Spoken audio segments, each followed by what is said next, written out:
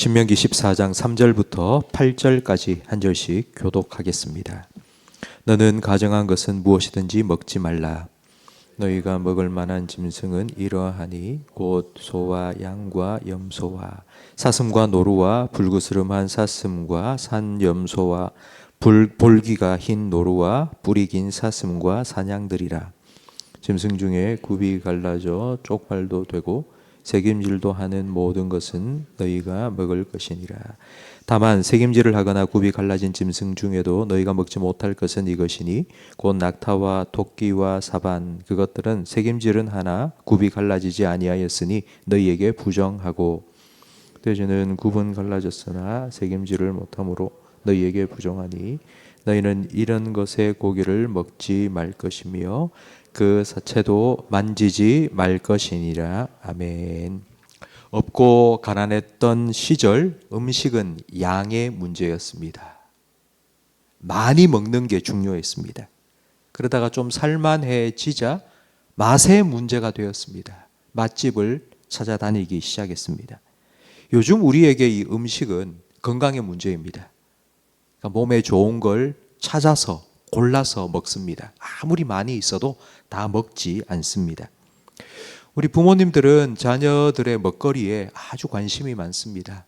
학교에서 급식을 하고 있으면 부모님들은 그 급식 조리실에 모니터링을 하러 갑니다. 그리고 학교 앞에서 불량식품 근절하자는 피켓을 들고 또 시위를, 캠페인을 벌이기도 합니다. 부모의 마음은 자녀들이 좋은 것 먹고 건강하게 잘 자라기를 원하는 것입니다. 근데 이 마음은 하나님 아버지의 마음도 똑같습니다. 오늘 우리가 읽은 본문 말씀에는 먹을 수 있는 것과 없는 것에 대한 아주 상세한 규정이 기록되어 있습니다.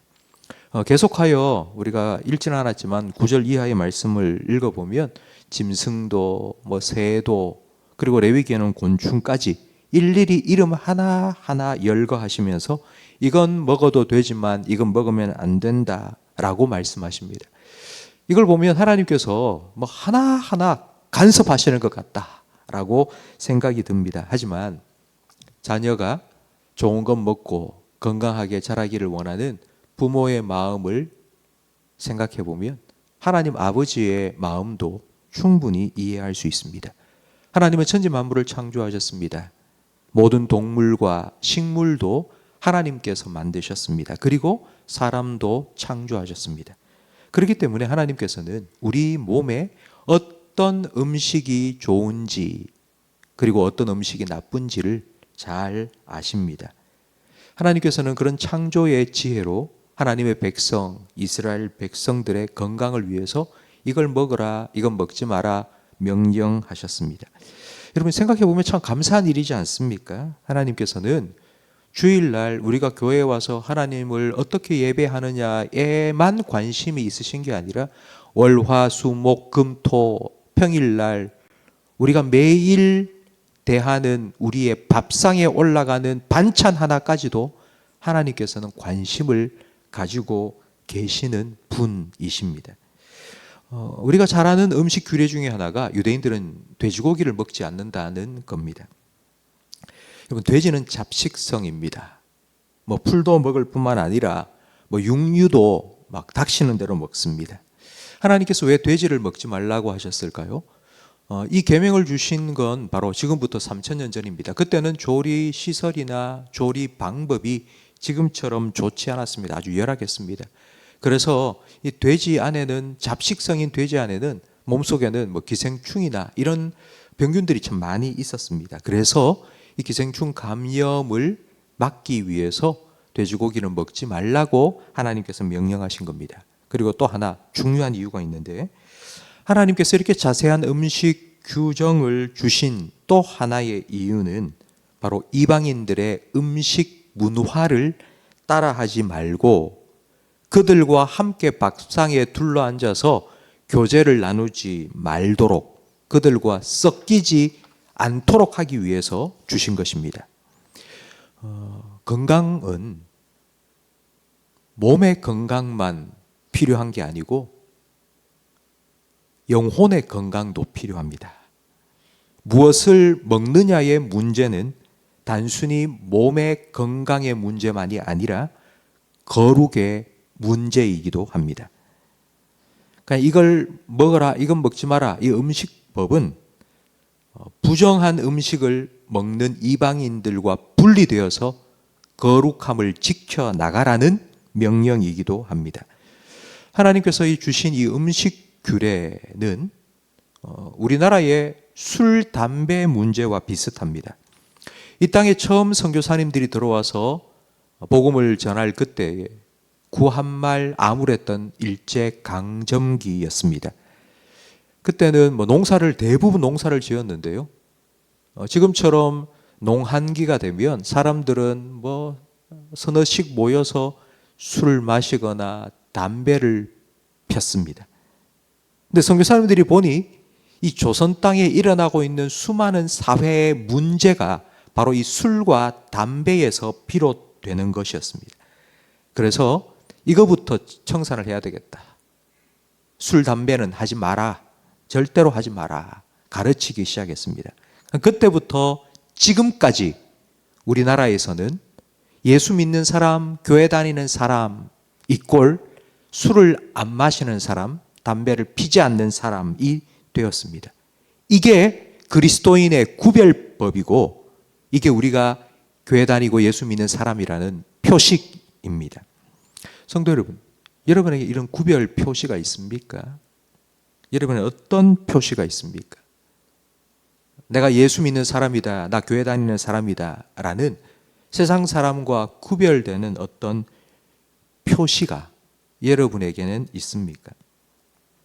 하나님께서는 이스라엘 백성에게 이건 먹어도 된다, 이건 먹지 마라, 매일 삼시세끼 먹는 먹거리로 이스라엘 백성을 거룩하게 구별시켜 주셨습니다.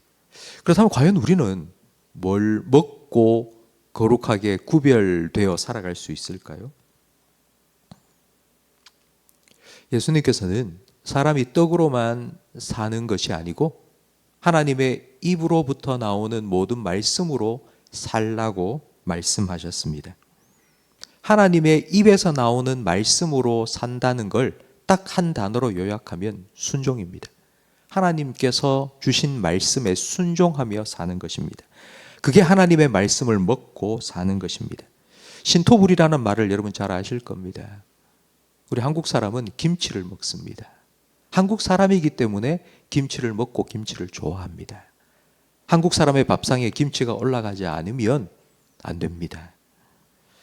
우리가 무엇을 먹느냐의 문제는 우리가 어느 나라 사람이냐 라는 문제입니다. 하나님께서는 하나님의 백성이 하나님의 말씀을 먹고 순종하며 살기를 원하십니다. 그것이 하나님 나라 백성의 삶의 모습입니다. 성도 여러분, 하나님의 말씀을 먹고 그 말씀에 순종하면 하나님께서 우리에게 원하시는 거룩을 지켜나가고 그리고 하나님을 믿는 하나님의 백성으로서의 삶을 우리는 살아갈 수 있습니다. 하나님의 말씀을 먹으시고 하나님 말씀을 순종하시고 하나님의 백성으로 살아가시는 저와 우리 모든 성도님들이 되시기를 주님의 이름으로 축원합니다. 기도하겠습니다. 하나님 아버지, 오늘 말씀을 통하여서 우리를 향하신 하나님 아버지의 마음을 깨닫게 하시니 감사합니다. 우리가 부모로서 자녀가 늘 좋은 것만 먹고 건강하게 자라기를 원하듯 하나님께서도 하나님의 백성 삼으시고 하나님 자녀로 구원해 주신 우리가 몸도 영혼도 건강하게 하나님 백성답게 살아가기를 원하시기 때문에 우리가 생각할 때는 하나님께서 우리의 삶의 아주 구체적인 부분까지 간섭하신다고 생각이 들지만 그 하나하나까지 이렇게 살아라, 이건 먹어라, 이건 먹지 마라 우리에게 명령하신 줄 깨닫게 하시니 감사합니다. 하나님 아버지, 우리가 주일날 하나님 앞에 나와서 어떻게 예배 드리는가에만 하나님이 관심이 있으신 것이 아니라 우리가 일주일 동안 매일 하루에 3번 밥을 먹는 우리의 밥상에도 하나님 관심을 가지시고 이렇게 먹어라 명령해 주시니 참으로 감사합니다. 오늘 이 새벽에 하나님의 말씀을 듣고 그 말씀을 따라 살기 위하여 기도의 자리로 나온 우리 모든 성도들에게 무엇을 먹을까 마실까 염려하지 마라. 너희는 먼저 그의 나라와 그의 의를 구해라. 그리하면 이 모든 것 더하여 주시리라 약속하신 말씀대로 우리 모든 성도들의 삶에 하나님께서 일용할 양식과 일용할 은혜를 공급해 주시옵소서. 그리하여서 그 양식과 은혜를 먹고 하나님 백성의 삶을 오늘도 내일도 살아가게 해 주시옵소서. 예수님 이름으로 기도합니다. 아멘.